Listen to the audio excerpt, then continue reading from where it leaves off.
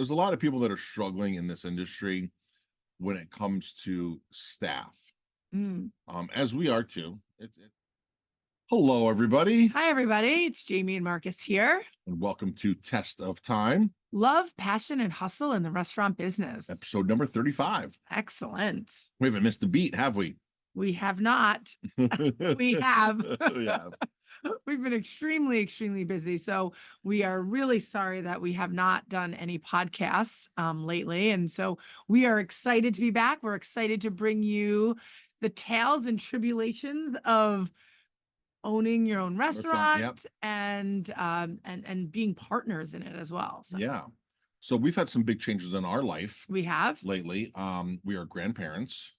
Well, again, Grandparents. I think one of our last episodes, we were grandparents, but we became grandparents again. So we have two amazing grandchildren, a 18-month-old and a 3-month-old. So that is keeping me extremely busy. You're in full-out grandma mode. I am in full-out grandma mode while working in the restaurant still, while balancing the restaurant. I sure am. So it's almost like being a parent again, right? Like I have 2 kids, or we have 2 kids. Now I have 2 grandchildren. I'm running a restaurant. I'm doing all of the things I was doing before. And now I've just added in 2 more lovable children into my life. So yeah, and they're always at the restaurant. They're always around. Yeah. They're always at the restaurant. So, and I have them quite a bit. I do help babysit and get and help our children out. So that's not the kids in the background you hear. Nope, that's our dogs. That's the 2 dogs. So we also have dogs in our office as well with us, and they are just playing right now. So they are underneath our feet right now and just playing. So yeah. So what other big changes have we had? You said should we close the door? I'm like, no, keep it real. Keep it real. Well, we are very real. Let the dogs bark. Let the dogs bark. So speaking of real, I have no idea what this episode is even about because you wouldn't even tell me. So yeah, because I just went and got a topic. Oh, okay. Went and got a topic. So, there's a lot of people that are struggling in this industry when it comes to staff. As we are too. It's different than it was 10, 15 years ago. I just ran into which I haven't even told you, but today I was out and I ran into an ex-employee, somebody who worked for us many years ago. She was here a few weeks ago at her class reunion. And I ran into her and her aunt while I was in Kingston. So if that gives you Kingston, if you were half an hour away. Yep. So a half an hour away. And I ran into them and they said it's in every business. Every business is struggling with staff, and it's not, and she's a hairdresser, the aunt. So every business is struggling. And I know who you ran into. And the aunt who's a hairdresser said, I work with one other person and that's it. And we make our own schedule and we make our own appointments and we do all that because we don't want to deal with the staff issues. Yeah. She said, staff doesn't even want to fill up shampoo bottles so that they can shampoo.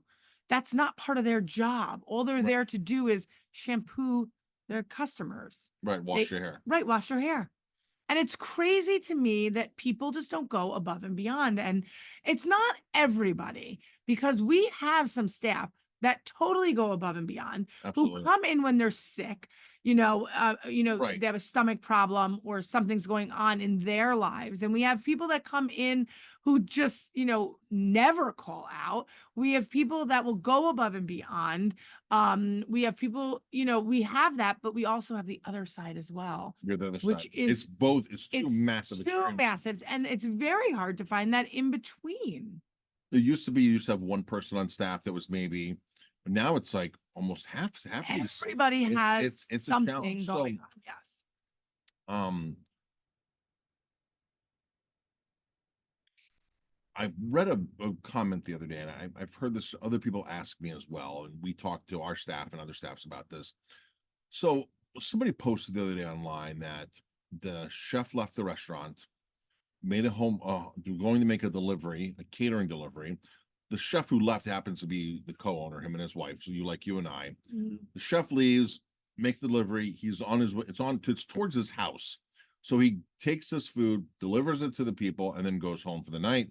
There's an hour left of service or an hour left. The employees are going to be there. He says to the two employees, one's front of the house, one's back of the house, but the one in the front of the house also works the kitchen, so they do both. So two back of the house employees says, the pork that's in the oven will be done in 1 hour. Take it out, shut the restaurant down.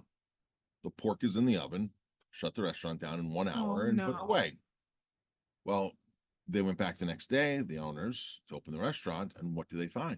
The pork was still in the oven. And the oven was on. And the oven was on. Yeah. So they posted, well, how do we recoup $600? Like, who's going to pay the $600? Like, who's going to cover this? And it's unfortunate, but folks, when you're in business like this, the law protects the employees. You're not allowed to charge. You're not allowed to charge for stuff like that when staff screws up. And I know a lot of restaurants that actually do. You know, we have those same issues here. Well, occasionally. Funny you should say that, because we're going through a transition in our kitchen right now. And you know about the one piece of meat that was bad in the cooler. I'm sure there's other stuff that I don't know. There was another identical piece of meat that I pulled out of the walk-in today that was just as bad. Retail sales loss, we threw out $600 today in retail sales of steaks. The person who cuts the steaks normally does a great job, cuts them, cryovacs them, marinates them, keeps them in one place. Somebody at one point put it in a different place, short a steak, and opened the whole strip loin, and cut one piece off, and wrapped it up and put it in a part of the cooler that wasn't near the other meat. So if I would have done it, I would have taken, if I was in a pinch, needed 1 or 2 steaks, slice it, wrap it back up, and put it with the other 5 strip loins that are there. Then it gets not cut. In a package that's closed off in the corner of a walk-in, corner of a big walk-in. Well, that's what happened. And I confronted the person who I thought that did it and said, well, I didn't do this. There was really no other person. I can't blame this person 100% or say 100% definite, but there's no other person that was really doing that or would have been caught in a pinch to cut 1 or 2 steaks off of a strip loin. So we threw away 2 today that were very old and bad. Now, ultimately, I can blame whoever I want. But it's ultimately our fault. It's my fault. It's your fault. My fault. It's your fault, because if you were checking it on a regular basis, that would not have happened. The challenges with businesses is that you can't do everything yourself. Nor do I want to do everything myself. Right. Well, I mean, and if you I'm shouldn't have to. If we're paying people to work a position, they need to work that position and be in charge of that position and take responsibility for that position. I always tell my staff members, my team members, if I can do something better than you and you're doing it every day, you've done it for the last 3 months, 6 months, 9 months, a year, if I can walk into your station now and do it better than you, something's wrong. Something you have not perfected, you've not looked at the station analytically, you've not said, how can I improve? And I'm open to talking to you how you can improve the station, believe me. But one thing that happens a lot is staff has a beautiful habit of changing things. You will set forth a standard, you'll have it down, you can even take a picture and post it. Mm-hmm. This is how we cook the salmon. The salmon's cooked on the flat top. That's how we cook it every time. It's on the flat top. And 3 weeks later, you go back there, all of a sudden they're cooking salmon in a saute pan. Like, why did you change this? Like, the method of cooking the salmon on the flat top. I honestly think they can't remember. And a lot of times they can't remember, so they change it to what they think it should be instead of asking, can you remind me how I cook that salmon? That's a great point.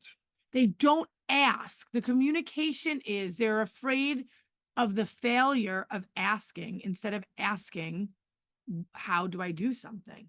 Yeah. And so they change it, and then they become in that repetitive because they think that was the way they were taught.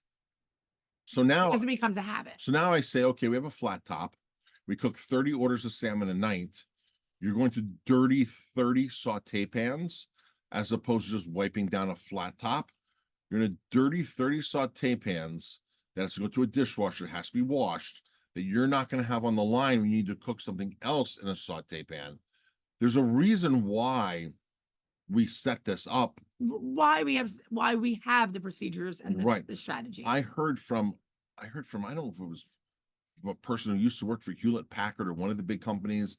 They said, our policy was you hire people based upon how smart they are, Mm.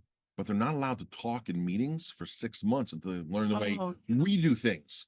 The way we do things in art, then you can actually improve what we've already done. but you don't even we don't have 6 months now. Businesses don't have 6 months because the movement in in business is so quick, because I feel that, and I heard this today as well, that everything is about the positive social media that everybody sees. The Mm-hmm. best pictures are on social media. The best, your family looks so put together on Your social media. vacation, your business, your Everything car, your looks shoes. so great that everybody wants more and more and more, and there's no loyalty in staying for a certain amount of time. There's no loyalty in that anymore. I mean, we got very lucky. We had our cook with us for 6 years. Yeah. You know, I think that's going to be very, very hard to find again, because I don't think that people stay put long enough to learn what the business is about. They think they know more because of the internet, and Right. everything is instant gratification, and everything, it looks so great and pretty, and I need to make more money. And honestly, the make you more money part, like, we're go-getters. We're go-getters, and we worked hard growing up, and We worked still hard. work hard We still every work hard. single day. But when I was 15, 16, 17, I was busting my butt. Mhm. I was working 2 jobs when I was 19 years old and going to college, right? So now, if I was 19 now and I looked at the internet and I was like, I can make money Right. selling something. I can make money building something online. I can make money selling digital goods. I gotta tell you, I might not want to work, but I'd be respectful in a job, Right. atmosphere. But might not want to like work the traditional job route that Well, we you were don't presented at that know. age. You don't know, right? Because you really don't know. All I know is we have people at our restaurant, bus people, bus boys and girls, bus people that are 17 years old that are making $25 an hour. When I was 17 years old, I made $5.85 an hour.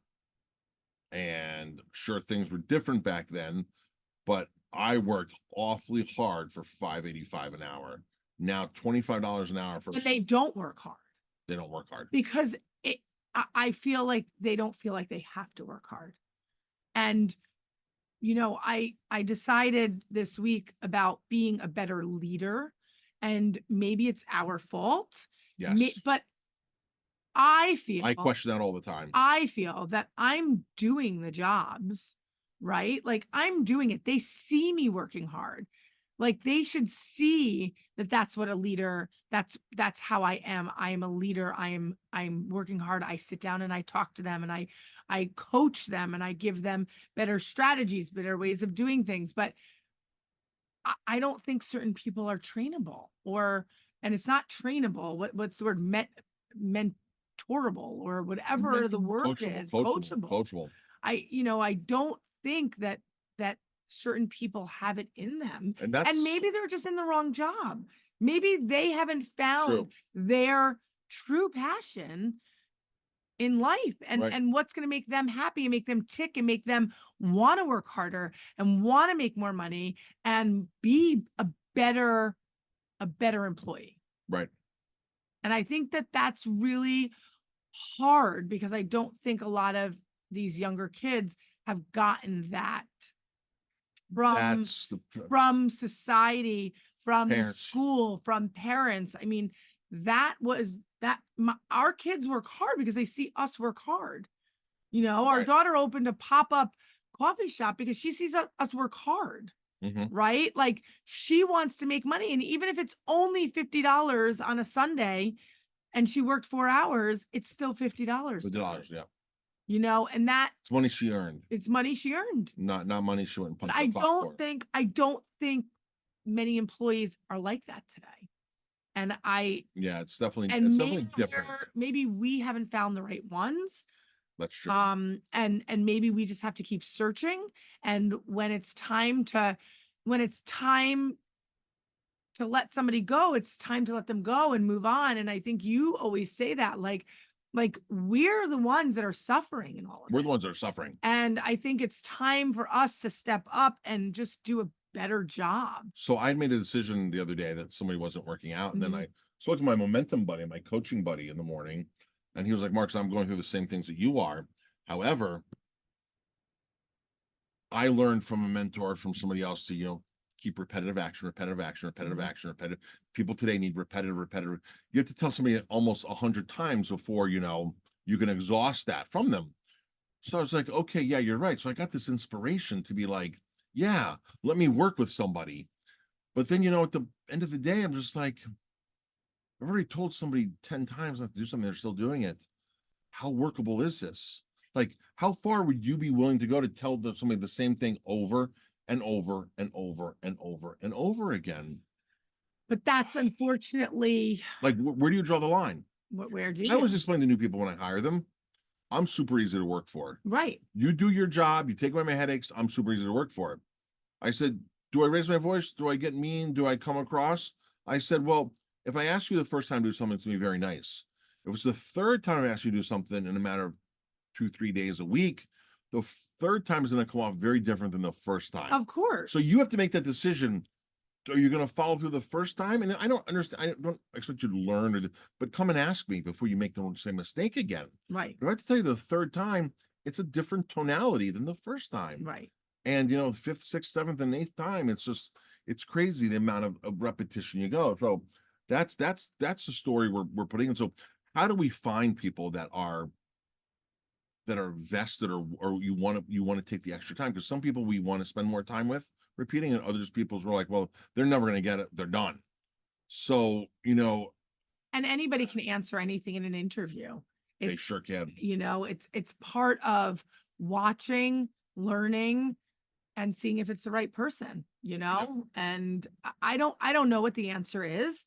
Trial and error, just keep trying and keep finding the right people and getting rid of the wrong people. Yeah, And so just keeping that going and leaving it as an open-ended, like, you are on trial most of the time here. And at any point I can say, I don't think this is working. Let's just leave amicable. yeah, Amicable. Yep. Yeah. And it's unfortunate these days because a lot of breakups just don't happen that well. They don't. They don't happen that well. They don't. And I mean, you have employees who think you're mean, but we're the boss. And right. like we have coaching clients that don't renew. That's a breakup. That's a rejection. Mm-hmm. And and I don't get upset. It's just, if I can ever help you again, I'm here. Right. Right. If I can ever do anything for you, I'm here, whether it's a consulting, coaching job, or whatever it is, yeah. There's angry people in the world. Do I feel hurt when somebody rejects me? Of course I do. But it's part of. It's not going to get me anywhere to take it out on the person that rejected me, that was paying me. Right. So yeah. So the bottom line is, folks, you are responsible for the financial loss that your employees cause on you. And we've had several just stupid moves. Yeah. Remember the one person who leaned against our ice machine? Broke the $500. Oh, it was a $500 to replace a plastic lid for the ice machine. So take the ice machine apart and broke a little tiny plastic pin on it. $500 fix. From leaning on it. Just from leaning on it backwards, and you heard that snap, but back then we couldn't afford $500 to replace the ice machine lid, right? We had to. But it was something we had to do. But you can't afford those replacements all the time, right? I mean, no matter what you look at it in business, like you can't afford a $600 mistake every week. No, you can't. You can't. And there's the point in all of that, is that those people are not the right people then. And it's time to move on, and it's time to find the right people. And you know what?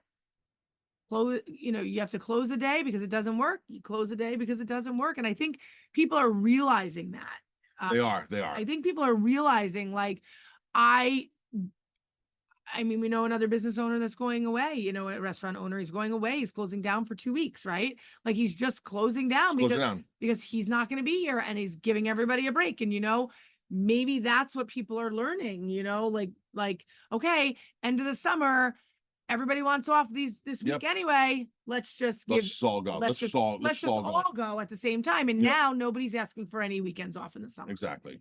So, it's trial and error. I think total trial and error, and just keep pushing along just like we do, and just trying to figure it out. So all right, Test of Time, Love, Passion, and Hustle in the Restaurant Industry, episode number 35. And check out our restaurant, right? In the Hudson Valley, Aroma Time Bistro, and our travel business, VIPWineryVacations.com. Yep. All right, everybody, have a great day.